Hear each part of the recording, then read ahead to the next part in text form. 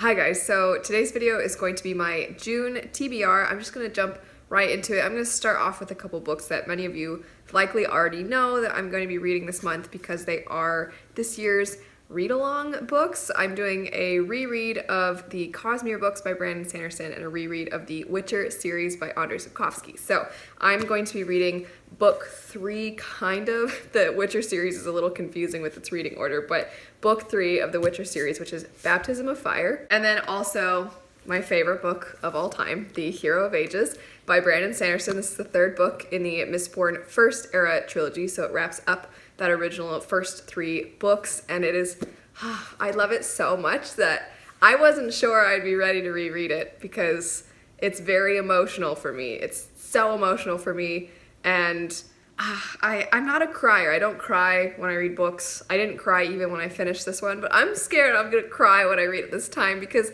knowing what happens, I think it's gonna be difficult, but I'm gonna do it. I'm gonna power through. I am also, though, really excited for Baptism of Fire because this is my favorite book in the Witcher series. I love this one so much. I definitely think I'm partial to it because I started off by playing the game by CD Projekt Red, which is absolutely fantastic, and it technically is not canon. It takes place after the events of the books, and there are characters in the games that are often showing up in this one, and so I think that's why I'm so partial to it, because I loved those characters in the game, and so when I saw them in this book and I saw them all together in this book, it was just so much fun. And I also find that Sapkowski does this element in his writing where he sometimes gives you perspectives that aren't really main characters. They're not even really side characters. They're just people to kind of fill you in on some events that will eventually tie in with our main characters' plot lines. I'm not the biggest fan of that particular element of his writing, and I think in this book, it's one of the least, it's present, I would say, the least in this one out of most of his books. We really do spend time with the main character and the side characters, I would say, the most in this one, and that's, I just really love it, so I'm so excited to get into this one again. Not that any of you probably really care, but I'm referring to the actual series when I talk about those things because the short stories do primarily just follow Geralt. Getting into some of the books that are not rereads for me, I am hoping to pick up The Descendant of the Crane. This is an Asian-inspired murder, mystery, fantasy story, and it follows a main character who, right at the very beginning of the book, her father has been murdered. His death was deemed just him dying peacefully, and she knows that he was murdered and somebody poisoned him. Something was done very intentionally to make sure that he died, and he now is not there to guide her. She is taking kind of his role.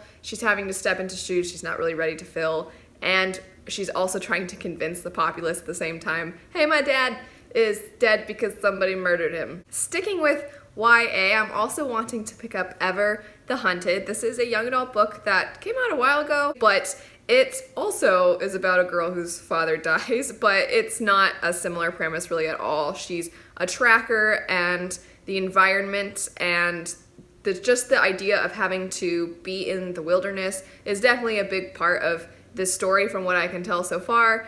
And our main character is somebody who has kind of been cast aside by society because her father married a foreigner, and so they feel that she isn't really legitimate, even though her father had a pretty good position. I'm not usually big into romance. I don't want my romance to take over the stories, but if it's done really well, I don't mind too much, especially when I know going in that that's the case. And this one does definitely seem like it's got a lot of a romance element to it because the person who is currently charged with the murder of this girl's father is this boy that she was friends with growing up and eventually fell in love with. And so she's kind of having to track down this man that she loves and hasn't seen in a long time, doesn't understand where he went, what's happened, why would he kill her father. So there's that element that sounds super interesting too. I'm excited. Next up is a book that I started and then I had to set down because I needed to just take a little bit of a break from it. I was finding I was dragging my feet every time I picked it up, and I just thought that wasn't fair. I didn't want to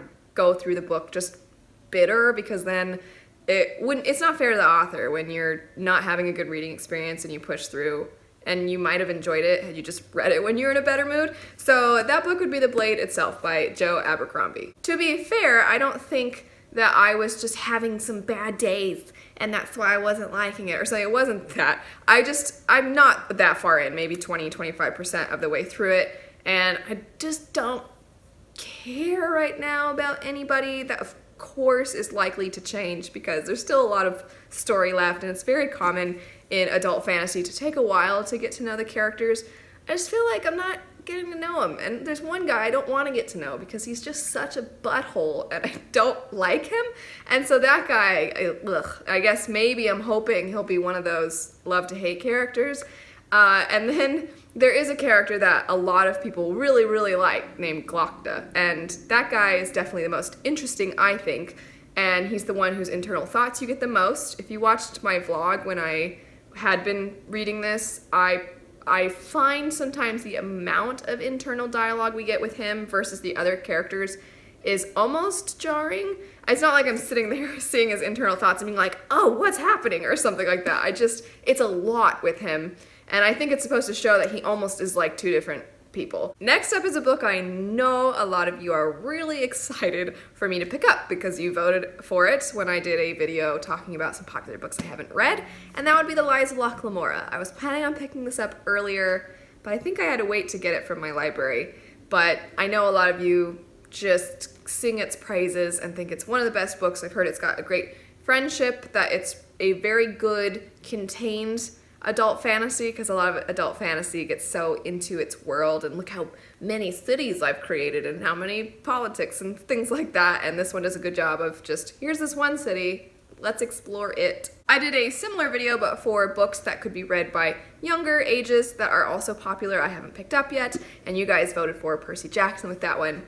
I just haven't picked it up yet. I'd like to pick it up, so also gonna read that. And lastly, a book that I meant to reread back in January, but then I got sick and didn't feel like I was really in the mood to be really attentive to the story, because it's the only Cosmere book I haven't done a review for, and that would be Elantris. I'm going to reread this book though, and I'm going to put up a review for it, and I'm planning on doing that in June, so be on the lookout. You can also shame me if I don't do it, but I'm gonna do it. I have it all tabbed up, I'm ready to go.